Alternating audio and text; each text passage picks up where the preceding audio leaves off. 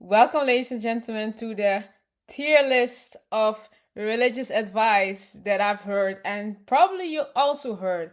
I collected like a bunch, I just collected a bunch of known Christian popular advice into the tier maker list. I love tier maker list videos, they changed my life, and but no, actually, I like just observing things that we heard or like opinions, setting opinions in the list because I'm actually quite structured in the in the ways I think. So these are all sayings that I made myself, but they're really based on real life experiences. I grew up Christian in a Christian household, and these are definitely things that I heard multiple times in my life in my Christian career. But I think for you as well, it's quite relatable if you also grew up conservative. And we're gonna rank them with like some of these advice or people or I mean statements you hear are more on the questionable side, or like you form your own opinion later in life about it. Some are like, bro, what? And some are actually like solid advice. And I would also say that not everything is here, okay? Not everything is here and yet maybe I'll need to do like a third part series, 30 parts series of this, but this is the first one. I actually have to start saying that you should like the video, which I see people doing. Thank you so much. It helps my channel out. So let's start with the first one over here. Don't listen to secular music. Okay, story with this. I I grew up with like only gospel music in the house. Like my mom was the one that always put out gospel music. That's how I know the old school Christian whatever things. And my dad was just full on R&B and worldly music. So I had this phase where I was listening like to Christian versions of secular music. But then it's like, okay, why is that then acceptable? And why not the actual music? It's the same beat, but it's just the artist what people usually have a problem with, which I can agree. I don't like the lifestyle of particular artists, so I don't listen to their music. I think this is like okay advice. Okay, it's okay advice.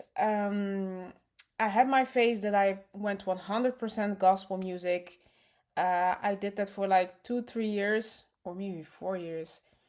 Um, But you know what I miss with just music in general? Music is such a bonding experience. When I was not listening to, the top 40 or like old school music anymore, like your pop music, um, it was hard for me to connect with people or like to show more of my personality due to, yeah, my own standards that I've set for only listening to gospel music, which you have to choose for yourself if you want to do that. But yeah, for me, it's okay advice. It helped in some sort of way, but yeah, I don't believe you have to really delete all of your secular playlist. But okay, next version, next advice. Forgive them and forget about it. Okay, it's such true that in religion, in Christianity, boundary setting is, I don't know why it's such an Olympic. Um, I noticed I made videos about this before that you need to stand firm in who you are and what your personal boundaries and standards are. And I get that, in a religion you don't hold a grudge against people. And it has been also, been proven outside of religion that if you hold grudges to people, it is literally mentally and also physically draining you. Like there's this Bible verse about how jealousy can cause you rotten bones, like something around those lines. And yeah, I stand by that you need to forgive people for your own benefit, okay? You need to forgive and let loose of situations, but I do not agree that you should then completely forget about it. There's a toxic mentality that I noticed in church culture. That's, yeah, they say like, okay, you forgive for yourself. You don't say with forgiving that you think that the other person did something right, but just forgive for your own gain, but also forget about it. The last part just doesn't sit right with me. So it's a solid questionable because I only agree 50% of that advice. Don't repay evil with evil. Don't repay evil with evil, bro. Okay, it's solid advice. It's solid advice. Don't repay evil with evil. You know, the popular Buddhist or Hinduist saying called karma. Um, it's a thing. It's a thing. You don't have to believe in karma. I don't. I don't. Yeah, I have to call it karma because it's the most recognizable way of describing this. But yeah, it's true. It's true.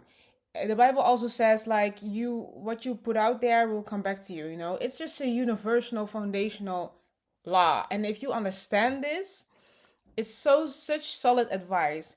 Even though when your own heart wants to do evil stuff, whatever people have done to you that is not fair, that's injustice, it will come back to them, okay? Maybe not in the way that you expect it, but it will in some way get back to them. Don't gossip. Change my life. Yeah, changed my life. Um, okay, I actually don't like gossiping. Okay, before, um, I was actually kind of pressured in this culture because of high school and being a girl in high school. It's, you know, socially acceptable and even like entertainment to gossip. You know, we would have our team time, calling tea, like, "Oh, bitch, did you hear this?" And like, it's a phase. It was a phase. Did I enjoy it? Of course, the tea is hot.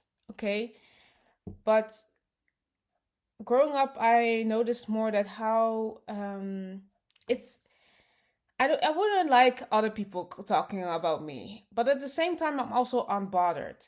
And the way that I, for my own standard, I am unbothered about what other people say about me, that now also applies to when I hear tea about someone else. Then I'm like, crazy though. But yeah, I'm unbothered. So it changed my life in the sense that I don't waste my time just talking about people, having opinions about people. It just changed my life for the better. Waking up at 3 a.m. to pray. Yeah, definitely every Christian heard about this. Um, solid advice, solid advice, you know. This could have a lot to do of yeah, things you go to mentally or like spiritually. If you have spiritual attacks, if you have demonic dreams, sometimes you feel this urge to just pray at night. Specifically 3 a.m. because 3 a.m. is believed to be known to be like a hour of demonic activity. So yeah, praying at 3 a.m. cool. So you can pray mental disorders away. No, bro, what? You cannot pray mental disorders away, okay? I had multiple phases in my Christian faith, okay? I am deconstructing, by the way, I forgot to mention this. But I came, I've, there's this movement in Christianity, in evangelical Christianity, that is called like the Demon Slayer movement, where everything is described as a demon. I also made a video about my own experience getting demons cast out of me. I had no mental disorders, by the way, but everything gets called a demon, and there's a name for a demon. You know, the spirit of pride is a demon. Autism, autism is a demon. ADHD is a demon. Just actually, people who are special or are neurodivergent can also be classified as demons. And I think with the thing with mental disorders, because I've seen this close up with someone else in my life, and actually me being the person that was actually saying this at the time, I've actually seen how damaging it was to that person and towards all people who get told this, that they mental disorder, their literal brain chemical that they are born with, that it must be cast out and that's not normal and blah blah blah. It puts them even in a more downward spiral, and I call it mental and emotional abuse. It's not okay. It's, I get where Christians come from, but y'all are going overboard with saying that even ADHD, something that how a human brain just wires differently than you or the average person, calling it demonic is crazy work. Okay, get therapy. Dreams are is how God speaks to you. Um, Changed my life. But I want to add that I went to this like course at my at a church I went through, and then we had like a vision course about how God speaks to you, because that's such a big topic in Christianity.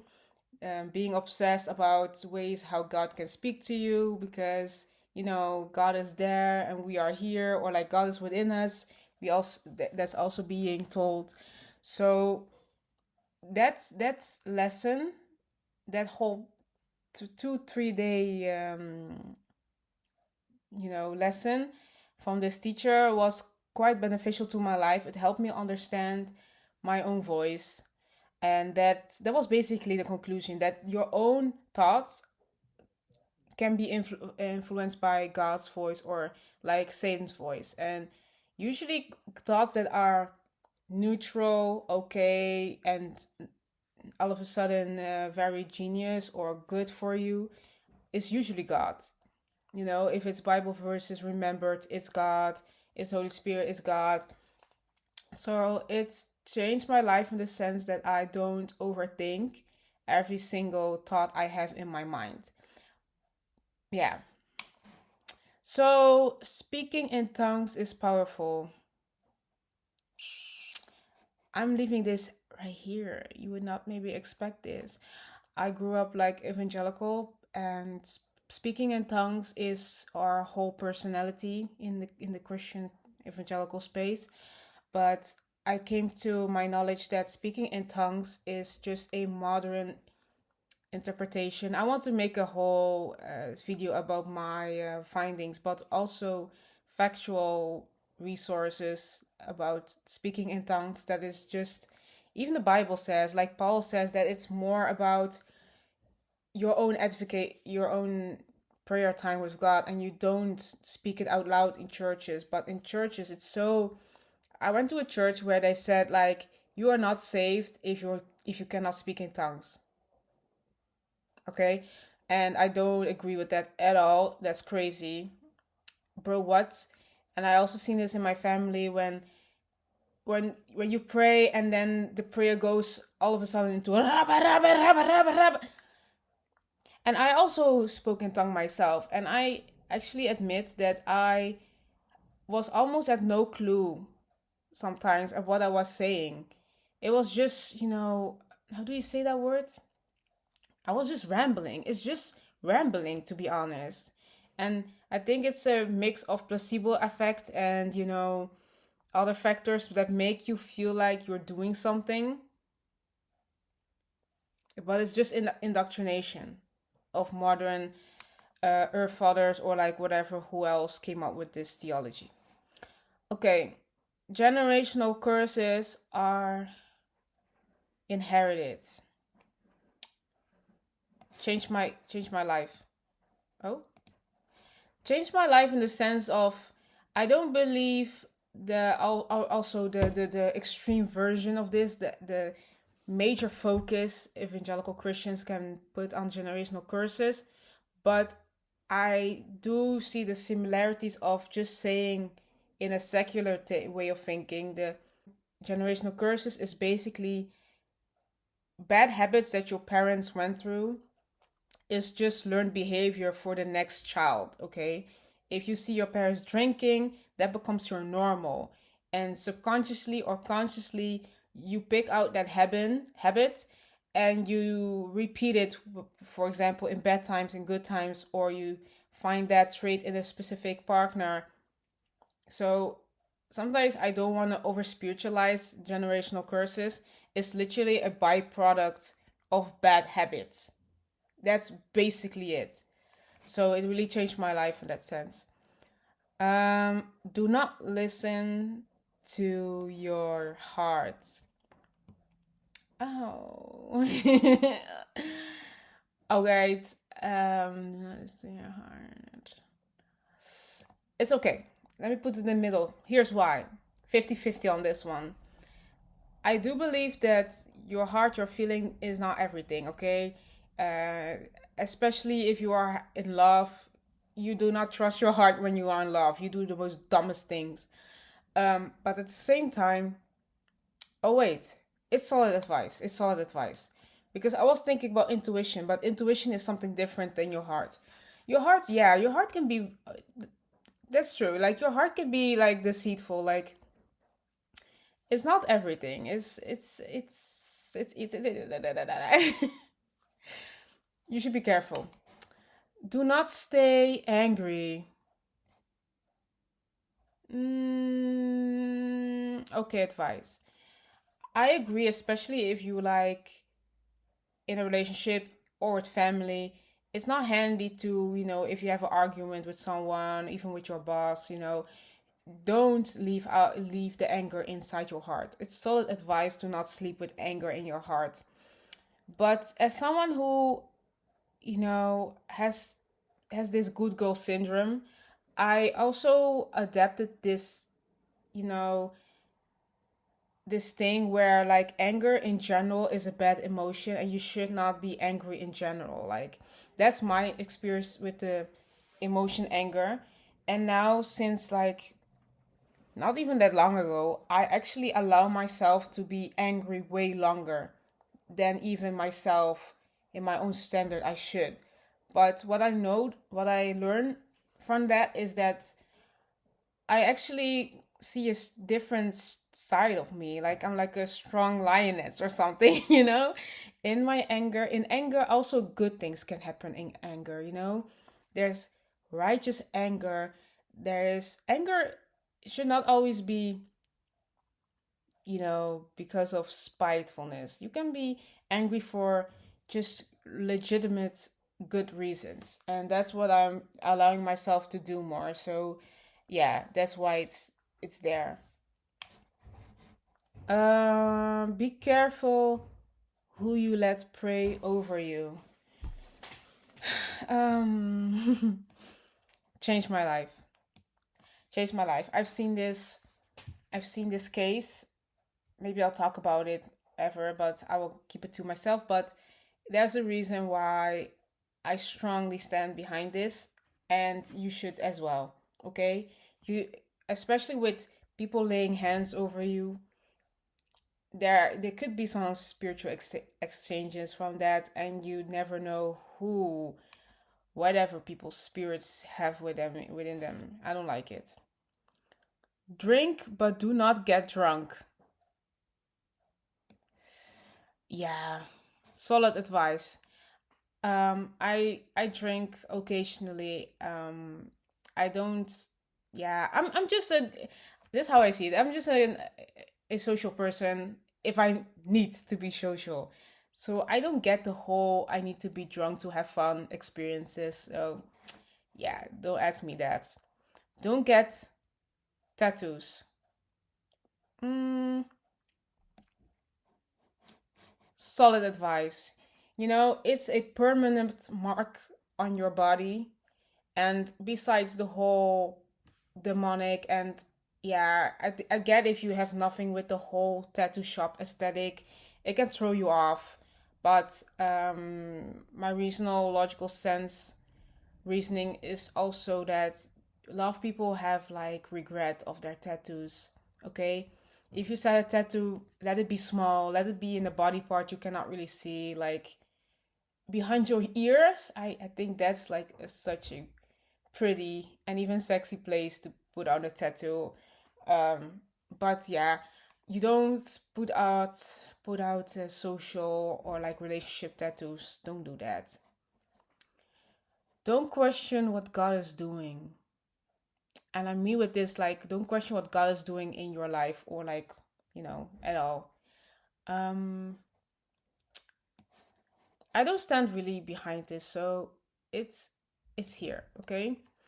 Um, I even in my own circle differ a lot with having critique. I have a lot of criticism what I see in church and things that I find are indoctrinated and things that are like things you figure out for yourself. And I think this is one of these things that like this actually encourages critical thinking. That's why I don't really agree with this one. Um, I'm not saying that I am then like better than God. That's definitely not the place of pride, of ego that I'm putting in. But even God's words says in Joshua, like, you can question God if you have questions and don't be afraid to ask questions. And I feel like people who are afraid of asking questions or have shame about it should really reconsider this, because don't be naive about life, okay?